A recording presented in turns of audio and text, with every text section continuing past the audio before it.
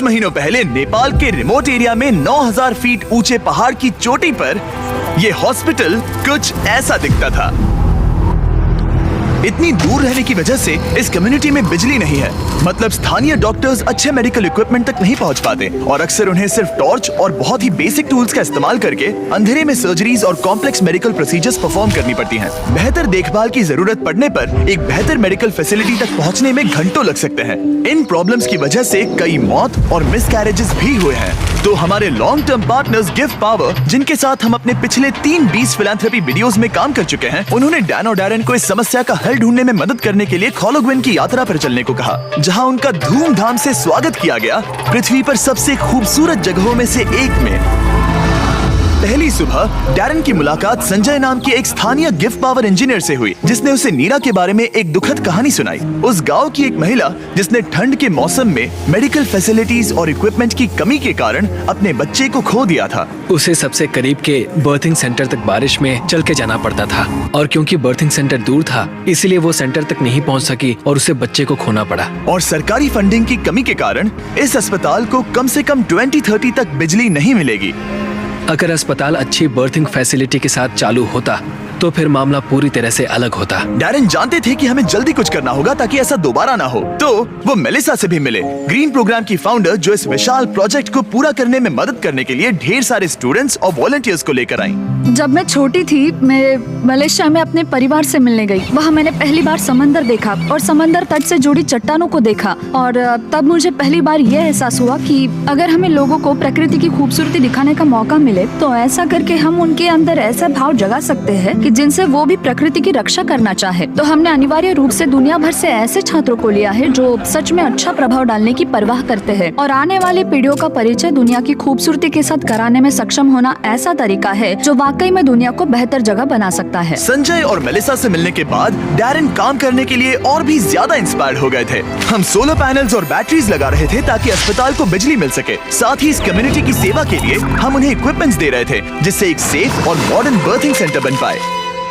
ठीक है, हम पहले दिन के लिए तैयार हैं। 3, 2, 1 टीम काम पर लगने के लिए बेहद एक्साइटेड। ये कंप्लीट करने के बाद हम यहाँ पर खोदेंगे। चलो चले। पहले दिन के अंत तक टीम सारी खुदाई और वायरिंग का काम पूरा कर चुकी थी। मैं ये बयान नहीं कर पा रहा, लेकिन इस गांव के लोगों के बारे में कुछ तो बात है। उनकी प्रामाणिकता, उनके दोस्तानेपन और उनके खुलेपन ने मुझे कुछ ही दिनों में ऐसा एहसास करवाया जैसे मैं उनके परिवार का ही हिस्सा हूँ। जैसे ही हम इस घर की ओर बढ़े, कोई अंदर भागा और उसने आग जलाई और वहाँ से धुआं निकल रहा था। हमें नहीं पता कि क्या हो रहा है, लेकिन वो हमारे लिए चाय बना रहा था। ये अदरक वाली हिमालयन काली चाय है और मैंने अपनी पूरी जिंदगी में इससे बढ़िया चाय कभी नहीं पी। यही यहाँ की संस्कृति है। ये लोग वाकई में बहुत काइंड और वेलकमिंग है और हम जहाँ भी जाए वो हमारा ख्याल रखना चाहते हैं। उन्होंने हमारे लिए अपने घरों के दरवाजे खुले रखे हैं। इन्होंने हमें रहने के लिए एक कमरा दिया ताकि डैन और मैं यहाँ आराम कर सकें। लेकिन कंस्ट्रक्शन शुरू होने के कुछ ही समय बाद डैन बीमार महसूस करने लगे। मुझे बहुत ज्यादा बीमार महसूस हो रहा है, तो मैं पास ही के अस्पताल में चेकअप करवाने जा रहा हूँ। इसका मतलब वो खुद ही एक्सपीरियंस कर पाएंगे कि इलाज करवाने के लिए इतनी दूर जाना कितना मुश्किल होता है। जैसा कि आप देख सकते हैं, यहाँ पर सब कुछ लॉक्ड है और ये कड़वी सच्चाई है। अगर आप आसपास के किसी गांव में गंभीर रूप से बीमार हैं, तो आपको अपने सबसे नजदीकी हेल्प सेंटर पहुंचने के लिए भी 7 घंटों की यात्रा करनी पड़ेगी। खुशकिस्मती से वहाँ पर एक नर्स थी जो उनका चेकअप कर पाई। ये है कारुना, जो स्थानीय कस्बे खोला गाँव में एक नर्स है। ये मेरी चेकअप करने आई है। लेकिन क्योंकि बिजली नहीं है, इसीलिए वो सिर्फ बेसिक चेकअप ही कर पाई। वो इस नतीजे पर पहुंची कि डैन की तकलीफ है गाठी। हाँ, मुझे गाठी हुआ है, जो एक दुर्लभ नेपाली बीमारी है। दरअसल ये मामूली सर्दी जुकाम है। लेकिन इतने बड़े कम्युनिटी के लिए अक्सर इससे भी ज्यादा सीरियस केसेस होते हैं, जिनके लिए इमीडिएट और कॉम्प्रिहेंसिव ट्रीटमेंट की जरूरत होती है, जो कि अवेलेबल नहीं है। इस प्रोजेक्ट पर सब कुछ निर्भर था। टीम पहले से ही दबाव महसूस कर रही थी, इसलिए जब तक डैन आराम करता, टीम ने काम जारी रखा।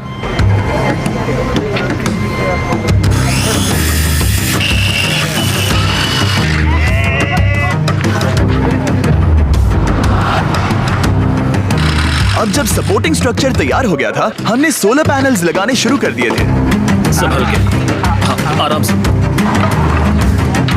टीम की कड़ी मेहनत के कारण हम स्केड्यूल के आगे थे, तो डैरन ने संजय के बारे में और जानने के लिए समय निकाला। जब मैं ऊपरी हिमालय में काम कर रहा था और उपकरणों की मरम्मत कर रहा था, तो हमें पता चला कि इस गांव में बिल्कुल भी बिजली नहीं है। और जब हम यहाँ पहुँचे तो मैंने देखा कि एक बच्चा सोया था और वहाँ एक लकड़ी के बॉक्स में आग लगाई गई थी। और मेरे दिमाग में अचानक आया कि इस तरह के उपकरण हम भी बना सकते हैं। और उसके बाद मैंने यहाँ नेपाल में एक टीम बनाई और फिर हमने एक बेबी वार्मर बनाया, और हम इसे नेपाली में न्यानो न्यानी कहते हैं, जिसका मतलब है एक गर्म बच्चा। न्यानो नानी इतनी सफल हुई कि इसने यूएसए में पीपल्स चॉइस अवार्ड जीता। मुझे लगता है कि ये मेरे लिए एक सपने के सच होने जैसा है, क्योंकि मेरा लक्ष्य इस तरह के वार्मर का निर्माण करना और लोगों को जागरूक करना कि इस तरह के रिमोट एरियाज में हॉस्पिटल्स का क्या महत्व है। सिंपल मेडिकल इक्विपमेंट से जान बच सकती है, ये समझने के बाद डैरन ने 10 और बेबी वार्मर्स खरीदकर संजय को सरप्राइज किया, जिन्हें वो इस तरह के बाकी कम्युनिटीज को डोनेट कर सके। संजय, मैं तुम्हारे पास से 10 और बेबी वार्मर्स खरीदना चाहता हूँ, और तुम इन्हें जिस भी हॉस्पिटल या कम्युनिटी में बांटना चाहते हो वहाँ बांट सकते हो। तुम्हारा बहुत बहुत शुक्रिया डैरन, ये मेरे और मेरी टीम के लिए बहुत मायने रखता है। Thank you so much. सिर्फ एक दिन बचा था, हम कंस्ट्रक्शन पूरा करने के बहुत करीब थे और पूरी टीम आखिरी सोलर पैनल पर साइन करने के लिए एक साथ आई।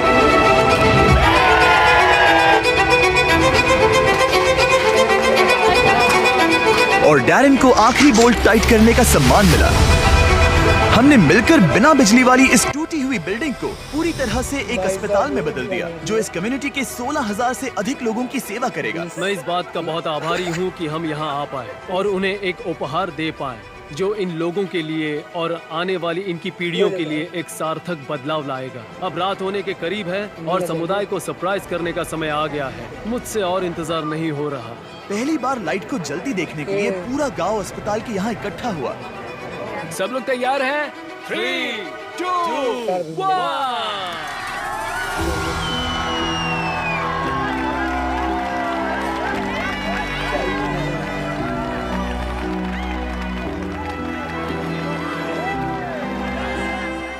किसी कम्युनिटी में पहली बार रोशनी जलते देखना एक बहुत ही खूबसूरत एहसास है, और इससे इस समुदाय के साथ शेयर करने में मुझे बहुत अच्छा लगा। अगली सुबह संजय ने नीरा को वापस अस्पताल बुलाया ताकि वो उसे अपने बेबी वार्मर्स के साथ सभी नए इक्विपमेंट्स भी दिखा सके।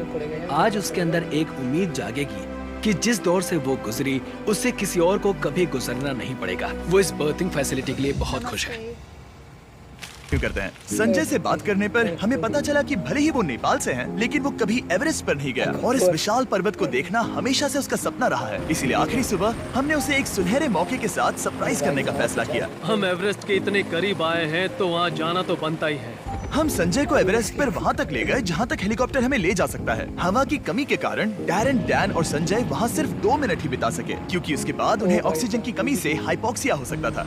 डैरन और मैं आज तक कभी एक साथ इतनी ऊंचाई पर नहीं आए हैं। मुझे तो यकीन ही नहीं हो रहा। एवरेस्ट को देखकर संजय भावुक होकर अपने घुटनों पर आ गया। मैं बहुत खुश हूँ। यहाँ आना मेरे लिए एक सपने की तरह था। और एक बार फिर से मैं हमारे पार्टनर्स गिव पावर और ग्रीन प्रोग्राम को ये सब के लिए शुक्रिया करना चाहूंगा। ऑब्वियसली ये प्रोजेक्ट बनाने में बहुत मेहनत लगी, तो अगर आपको इसके बारे में और जानना है तो डैन ने इसका बिहाइंड द सीन्स वीडियो बनाया है, जिसका लिंक डिस्क्रिप्शन में मिल जाएगा।